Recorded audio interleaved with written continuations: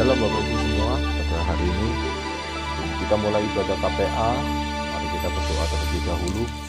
Mari kita berdoa. Terima kasih Tuhan Yesus.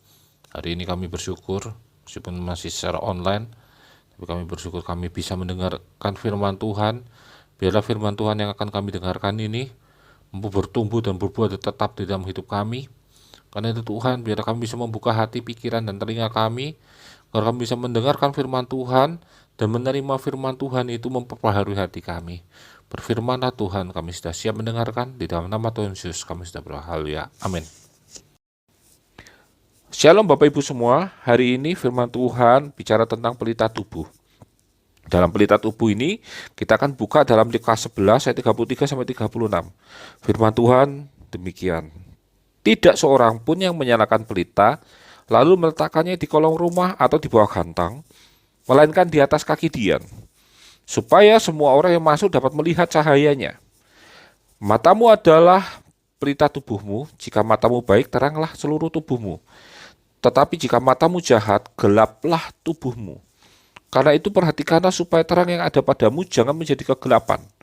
Jika seluruh tubuhmu terang dan tidak ada bagian yang gelap, maka seluruhnya akan terang, sama seperti apabila pelita menerangi engkau dengan cahayanya. Bapak Ibu semua, kita sering mendengar khotbah tentang terang dan garam dunia. Tapi hari ini kita akan bicara tentang pelita. Pelita adalah alat yang membuat terang tersebut, sumber dari terang tersebut. Jika hari ini kita sudah tidak menggunakan pelita, kita jarang menggunakan lilin, maka sumber terang kita adalah lampu. Tapi dahulu kala, mungkin beberapa puluh tahun, kita masih sering menggunakan cuplek lah, menggunakan lampu termal lah, dan menggunakan hal-hal yang lain sebagai sumber terang. Demikian dalam ayat kita ini, ketika kita bicara terang, kita bicara tentang bagaimana hidup kita yang disinari oleh terang dari satu pelita.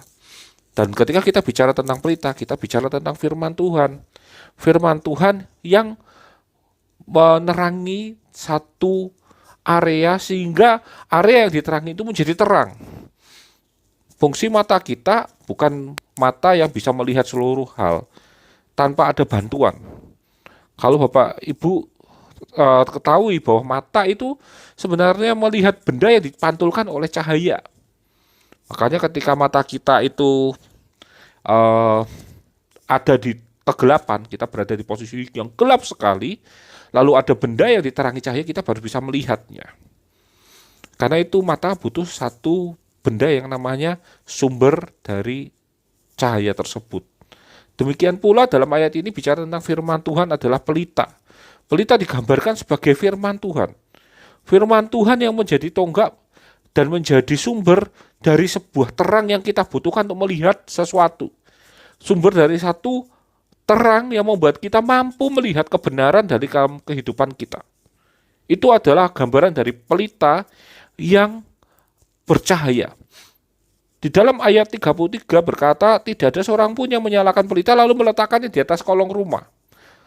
Artinya gini, ada banyak model orang yang sudah mendengarkan firman Tuhan, tapi firman Tuhan itu ditaruh seperti pelita yang ditaruh di kolong rumah. Artinya dia memang tidak ingin firman Tuhan itu masuk dalam kehidupannya. Itu satu hal yang aneh gitu. Apakah dia tidak suka dengan khotbahnya atau tidak cocok dengan prinsip-prinsip hidupnya? Tapi banyak hal orang-orang itu tidak menggunakan firman Tuhan, tidak menempatkan firman Tuhan sebagai pedoman dalam kehidupannya di dalam dunia ini. Dan itu satu hal yang Tuhan gambarkan sebagai pelita yang taruh di kolong rumah. Artinya dia pelita itu tidak masuk dalam rumah. Pelita yang tidak masuk dalam rumah, ya dia tidak akan menyinari rumah tersebut. Dia ditaruh di bawah kolong rumah, di mana di kolong rumah itu biasanya ditempatkan satu hal yang tidak berguna di dalam kolong rumah. Jadi ada orang bilang di dalam kolong tempat tidur, tidak. Ayat ini berkata di bawah kolong rumah. Di kolong rumah, di mana dia adalah posisinya di luar dari rumah tersebut. Apakah pelita itu akan menerangi rumah tersebut? Tidak. Tidak ada fungsinya. Itu gambaran orang yang menempatkan firman Tuhan tidak pada pedoman hidupnya. Dia tetap memakai kehidupan prinsip-prinsip hidupnya sebagai acuannya, jadi pedomannya, sehingga ketika firman Tuhan ada, dia memang hanya mendengar, tapi dia tidak memakainya, dia tidak menyetujuinya, dan dia menolaknya. Ada yang dibilang lagi, atau di bawah gantang, di mana ketika orang menaruh pelita lalu ditaruh di bawah gantang, memang dia tidak mau. Mungkin dia masuk dalam rumah, tapi sengaja cahaya tersebut ditutupi. Firman Tuhan yang kita terima, kita ingat, kita masukkan dalam pikiran kita, tapi sengaja kita tutupi. Kita tidak lakukan dengan sengaja. Mungkin kita bilang, itu berbeda dengan prinsip hidup kita. Oh, situasinya sulit. Oh, teman-teman di kantor pada mencuri. Dan mereka bisa mencukupi kehidupannya, mereka happy dengan kehidupannya. Tapi firman Tuhan berkata jangan mencuri. Apa yang harus saya lakukan? Ini nggak relevan dengan kondisi saya saat ini. Karena itu mendingan saya tidak usah menggunakan firman Tuhan ini. Saya tahu Tuhan tahu dengan apa yang saya butuhkan sekarang. Saya mencuri saja. Itu bentuk orang yang menyangkal firman Tuhan yang sudah didengarkannya, kebenaran yang sudah didengarkannya, lalu sengaja dia tidak melakukannya. Karena apa? Karena tidak sesuai dengan apa yang dia lihat, dia inginkan. Karena itu jika pelita itu ditaruh di bawah kolong rumah dan ditaruh di bawah gantang, maka firman Tuhan tersebut menjadi firman Tuhan yang tidak ada fungsinya dalam kehidupan kita. Apa yang seharusnya dilakukan oleh orang Kristen adalah firman Tuhan itu ditaruh di tempat yang tepat. Ditaruh di tempat utama dalam kehidupan. Firman Tuhan itu ditaruh di atas tempat yang membuat satu pelita tersebut menjadi pelita yang bercahaya atas seluruh sudut rumah tersebut. Dikatakan, melainkan di atas kaki Dian. Berada di atas kaki Dian, berada di tempat yang tepat dalam kehidupan kita. Firman Tuhan seharusnya menjadi pedoman hidup kita. Mungkin kita dari kecil tidak mengikuti Yesus sehingga kita memiliki prinsip-prinsip hidup sendiri. Tapi saya mau mengingatkan melalui firman Tuhan ini, seberapa kuat prinsip itu menyelamatkan kita, percayalah bahwa hanya firman Tuhan yang akan menyelamatkan kita secara kekal dalam kehidupan kita.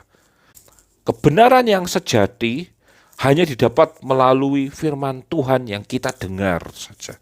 Firman Tuhan yang kita jalankan. Firman Tuhan yang menjadi pedoman hidup kita. Karena itu dikatakan di atas kaki Dian, supaya apa? Supaya semua orang yang masuk dapat melihat cahayaannya. Supaya orang yang masuk dalam rumah tersebut melihat bahwa firman pelita tersebut menjadi pelita yang bercahaya dengan tepat. Tidak ditaruh di atas di atas sudut rumah, tidak ditaruh di belakang rumah, tapi dia ditaruh di tengah rumah, di tempat di mana kita akan berada di sana secara penuh. Karena itu Bapak Ibu semua, firman Tuhan seharusnya ada di dalam kehidupan kita dengan benar. Tempatkan firman Tuhan melebihi prinsip hidup kita. Jadikan firman Tuhan jadi pedoman hidup kita, arah dari kehidupan kita. Supaya kita bisa mengenal firman Tuhan dengan baik, dan di satu pihak kita juga bisa menjalankan firman Tuhan tanpa tercampur dengan prinsip-prinsip hidup kita.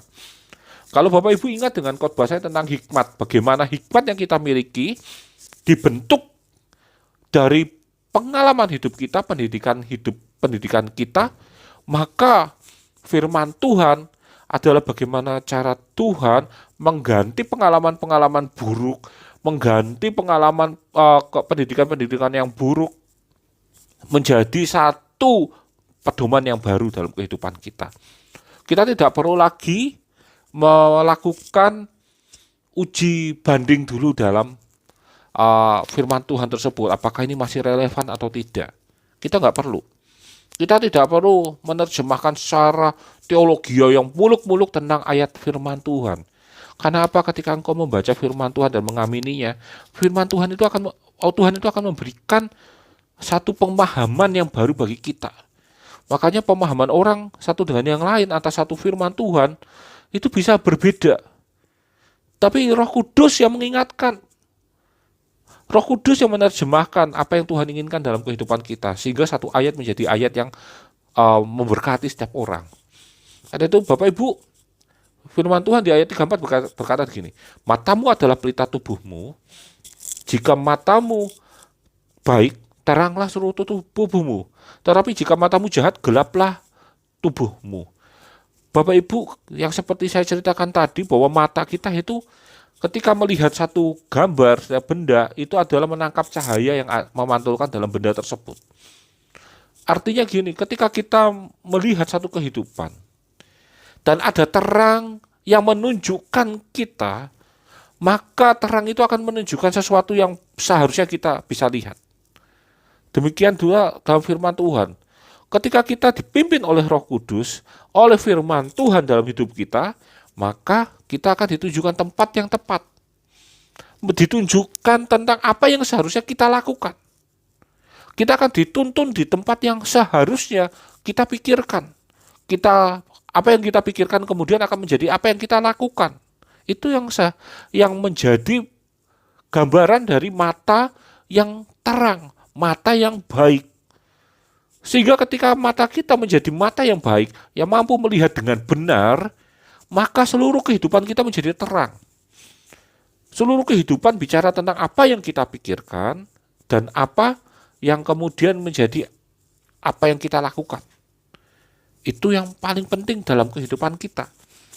Tidak ada orang yang bilang gini, yang penting saya melakukan tujuannya baik. Tidak ada.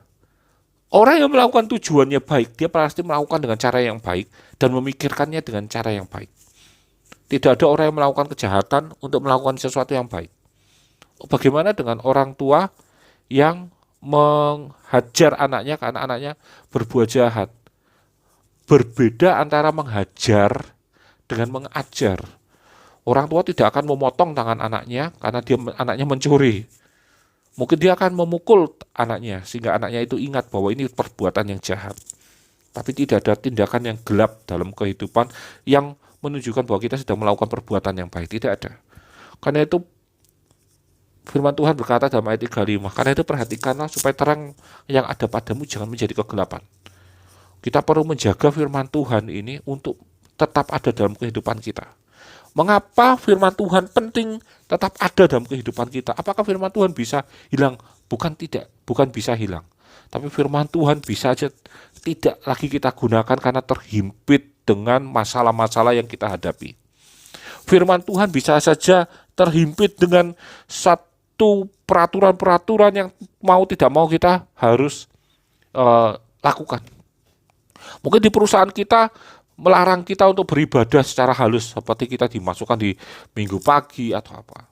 Tapi karena ada firman Tuhan yang selalu kita pegang sebagai pedoman melebihi peraturan-peraturan dari apa yang ada di dalam kehidupan, maka kita bisa melawannya dengan cara yang benar. Firman Tuhan akan menunjukkan bagaimana kita melawan dengan cara yang benar, bukan melawan dengan cara yang anarkis. Ingat prinsipnya bahwa tindakan yang baik akan dilakukan dengan cara yang baik. Demikian pula dalam kehidupan kita. Jika seluruh tubuhmu terang, tidak ada bagian yang gelap, maka seluruhnya akan terang. Sama seperti apabila terang menerangi engkau dengan cahayanya. Terang yang kita jaga itu akan menjadi terang yang menerangi seluruh kehidupan kita. Karena itu jangan pernah matikan terang tersebut. Jangan jauh dari firman Tuhan. Jangan engkau menyangkal firman Tuhan. Tapi biarlah terang itu selalu ada dalam kehidupan kita dan terang itu menjadi acuan dan pedoman dalam kehidupan kita. Jaga terang tersebut. Melalui apa? Melalui menjaga pelita itu tetap pada posisi yang tepat, yaitu di dalam kehidupan utama kita. Dalam pikiran kita. Bagaimana menjaga agar pelita itu tetap ada? Isilah pelita itu terus-menerus. Beribadah kepada Tuhan secara rutin. Beribadahlah dengan sungguh-sungguh. Carilah firman Tuhan itu setiap hari. Baca firman Tuhan setiap hari. Berdoa untuk meminta hikmat pada Tuhan. Itu adalah cara bagaimana pelita itu tetap ada dalam posisinya. Karena kita tidak tahu tantangan apa yang ada di depan kita. Tantangan tersebut akan melemahkan hidup kita. Melemahkan kedagingan kita. Daging kita lemah. Tapi percayalah bahwa roh yang ada dalam tubuh kita itu kuat. Karena itu minta sama Tuhan agar Roh Kudus berkarya dalam kehidupan kita, menguatkan kita, membuat kita menjadi anak yang memegang firman Tuhan sebagai pedoman hidup. Tuhan memberkati. Amin. Kita sudah mendengarkan firman Tuhan. Mari Bapak Ibu, kita tutup ibadah KPA dengan berdoa. Terima kasih Tuhan Yesus. Hari ini kami mendengarkan firman Tuhan. Biarlah firman Tuhan ini menjadi pedoman dalam kehidupan kami, menjadi penguat dalam kehidupan kami, yang memancarkan terangnya sehingga kami bisa melihat kebenaran firman Tuhan dalam kehidupan kami, menjadi acuan dalam kehidupan kami, dan menjadi kekuatan bagi kehidupan kami. Berfirmanlah Tuhan dalam kehidupan kami. Biarlah Roh Kudus membantu kami memahami apa yang Tuhan inginkan dalam kehidupan kami.